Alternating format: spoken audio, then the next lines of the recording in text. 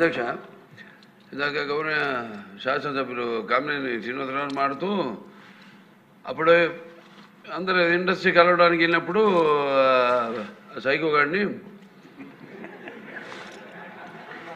చిరంజీవి గారు గట్టిగా అడిగితే అప్పుడు ఈయన వచ్చాడంది అబద్ధం.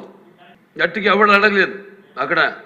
అది మీరు అన్నారు ఇందాక, ఏదో గట్టిగా అడిగితే ఈయన వచ్చాడు మళ్ళీ కలవడానికి, లేకపోతే ఏదో సినిమాటోగ్రఫీ మినిస్టర్ని కలవమన్నారు అని. ఏంటంటే అడినా అండి అవి మిగతాన్ని ఓకే, అవమానించడం ఆయన్ని ఓకే. ఏదో ఆయన పెద్ద గట్టిగా చెప్తే ఆయన దిగి వచ్చాడంట కలవడానికి, లేకపోతే సినిమాటోగ్రఫీ మినిస్టర్ని కలవమన్నా అంట. మనకు కూడా నాకు ఇన్విటేషన్ వచ్చింది ఇక్కడ ఫిల్మ్ డెవలప్మెంట్ ఒక లిస్ట్ తయారు చేయమని. నాది 9వ పేరు వేశారు. అది ఎవరో ఈయన నేను అడిగాను కూడా, దుర్గేష్ గారిని కూడా అడిగాను, గౌరవ సినిమాటోగ్రఫీ మంత్రి కూడా అడిగాను నేను, ఎవడో అడి వేసిందని. Respect human being, even be opposition or అస్.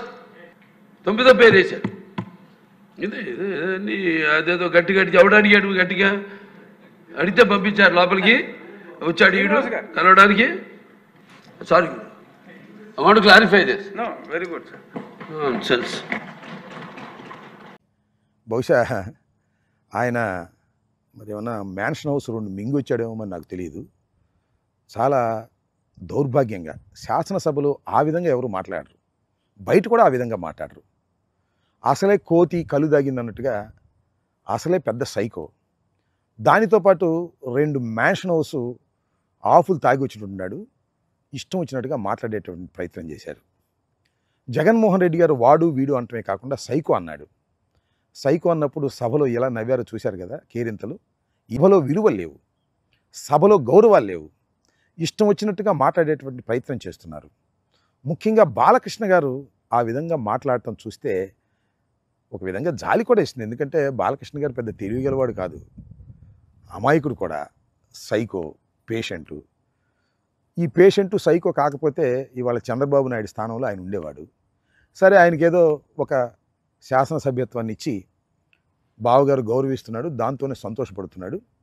వాళ్ళ అల్లుడేమో కాబోయే ముఖ్యమంత్రి అనేటువంటి ఉద్దేశంతో ప్రవర్తన చేస్తున్నాడు కాబట్టి ఆయన సర్దుకుని సినిమా షూటింగులు లేకపోతే మ్యాన్షన్ హౌస్తో కాలం గడిపేటటువంటి పద్ధతుల్లో ఉన్నాడు. ఆయన జగన్మోహన్ రెడ్డి గారిని, మాజీ ముఖ్యమంత్రిని వాడు వీడు సైకో అని శాసనసభలో అంటే నాకు అర్థం కాల. ఎక్కడికి పోతుంది రాష్ట్రం, ఎక్కడ పోతుంది తెలుగుదేశం? అడుగుతా ఉన్న సమాధానం చెప్పాలని కూడా ఈ సందర్భంగా చెప్పదలుచుకున్నాను. ఆ తర్వాత చిరంజీవి గారి రియాక్షన్ నేను ఇప్పుడే చూశా. ఆయన ఎక్కడో విదేశాల్లో షూటింగ్లో ఉన్నట్టున్నారు. ఆయన దానికి తీవ్రమైన ఖండన ఇచ్చారు. నేనే వీళ్ళందరినీ తీసుకెళ్ళానని, చాలా గౌరవంగానే ఆయన చూశాడనేటువంటి అర్థం వచ్చే విధంగా ఆయన మాట్లాడారు. అంటే ఇక్కడ జరుగుతున్నది ఏంటంటే బాలకృష్ణ కొణిదెల కుటుంబాన్ని అంగీకరించే మనస్తత్వం కాదు. వారు పైకి ఎదుగుతున్నారు అంటే బాలకృష్ణ కానీ, బాలకృష్ణ అభిమానులు కానీ, కుటుంబం కానీ వెనక్కు లాగే తత్వం ఉందనేది అనాదిగా వస్తున్నటువంటి ఆలోచన. అది కొత్తగా నేను చెప్పాల్సిన అవసరం లేదు. కాకపోతే ఈ మధ్యన కూటమిగా ఏర్పడ్డారు కాబట్టి చంద్రబాబు నాయుడు గారు పవన్ కళ్యాణ్ని వాడుకునే పద్ధతుల్లో, చిరంజీవి గారిని వాడుకునే పద్ధతుల్లో ఉన్నారు కాబట్టి గౌరవిస్తున్నట్టుగా నటిస్తున్నారు. సందర్భం వచ్చినప్పుడు గౌరవాలన్నీ పక్కన పెట్టి తమ స్వార్థాన్ని చూసుకునేటటువంటి మనస్తత్వం కలిగిన వారు నారా కుటుంబం, అదేవిధంగా బాలకృష్ణ కుటుంబం, నందమూరి కుటుంబం కూడా అనే విషయాన్ని దయచేసి గమనించాలని మనవి చేస్తున్నాను.